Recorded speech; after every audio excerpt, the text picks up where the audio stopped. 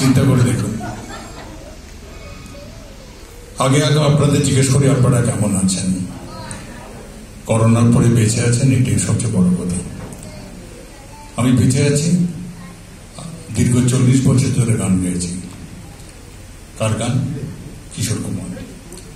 Once upon এ time যখন আমি 600 টাকা অনুষ্ঠান করতাম, আমার বাড়িতে একজন এলো অনুষ্ঠানে কন্ট্যাক্ট করতে, কন্ট্যাক্ট হলো 100 টাকা অ্যাডভান্স করে দেবে।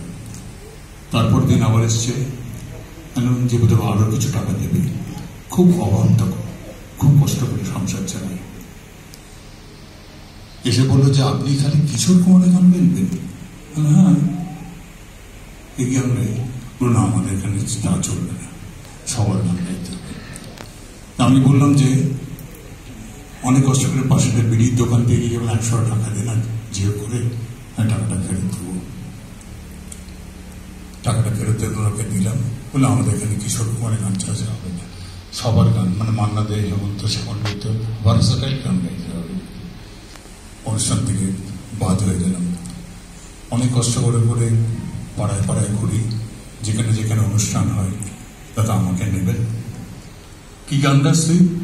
কিশোর কুমারের গান। শোনা তো একটা গান গাইতাম। ঠিক আছে, দেখছি।